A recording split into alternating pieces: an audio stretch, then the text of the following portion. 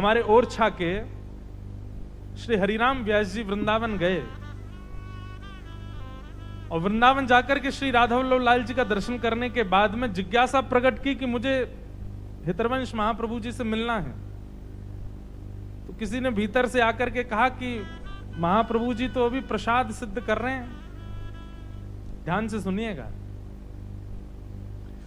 तो हरिराम व्यास जी बोले प्रसाद भी सिद्ध करते रहेंगे और मेरी जिज्ञासाओं का समाधान भी करते रहेंगे, दोनों काम एक साथ हो जाएंगे। तो ये बात जाकर के किसी ने श्री हितरवंश महाप्रभु से कह दी कि ऐसे ऐसे हरिराम व्यास जी आए, नाम तो उनका था ही, सब जगह जानते थे लोग। और कहा कि वो कह रहे हैं कि प्रसाद भी बनाते रहे, मेरी जिज्ञासा का समाधान भी करते रहे, मुझ पे अब रुका नहीं जा रहा है। तो महाप्रभु जी ने कहा उनको भीतर बुला लाओ, रसोई की दहली पे बाहर बैठा दो। तो हरिराम व्यास जी जैसे ही आकर के बैठे तो यहां क्या देखा कि श्री हितरवंश महाप्रभु चूल्हे पर रखी हुई सामग्री को नीचे पधरा करके चूल्हा ठंडा कर रहे थे, मतलब सामग्री अधूरी ही उतार दी उन्होंने। तो हरिराम व्यास जी देख करके चिंतित हो गए, बोले भगवान जय जय, मैं तो चाहता था कि आप प्रसादी सिद्ध करते करते मेरे जिज्ञासाओं का समाधान कर देते, पर ये तो मुझे ऐसा लगता मैंने विक्षेप किया। आप प्रसादी बना रहे थे और आपने प्रसादी नीचे पधरा दी।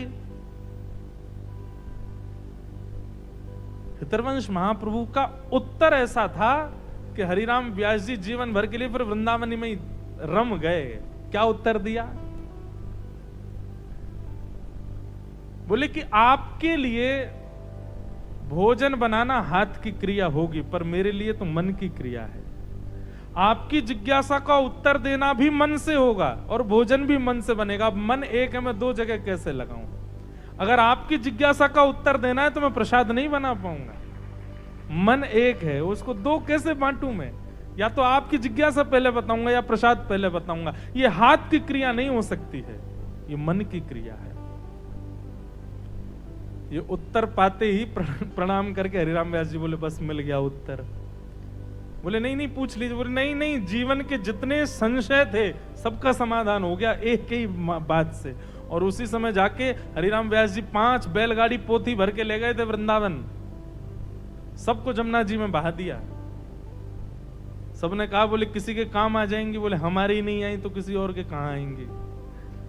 बोले कैसे, फिर क्या होगा? बोले केवल गुरुदेव की एक वाणी ने हमारा जीवन में इतने ग्रंथों का अवलोकन करने के बाद भी वो प्राप्त नहीं हुआ जो गुरुदेव की एक वाणी से हो गया।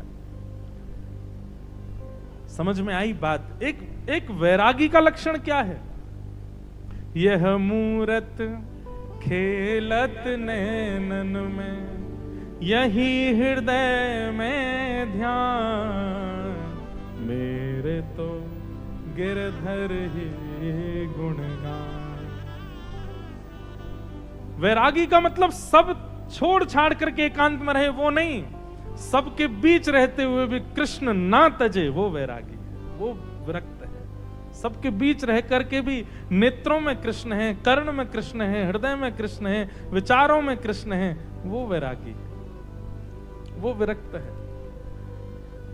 ये भक्ति के दो पुत्र हैं बंधुओं, ज्ञान और वैराग्य। और जब तक ये दोनों चित्त में विराजमान नहीं होंगे भक्ति प्रसन्न नहीं कर पाएगी, भक्ति आनंदित नहीं कर पाएगी। और इन दोनों की स्थापना के लिए क्या आवश्यक है? बोले श्रीमद् भागवत की कथा।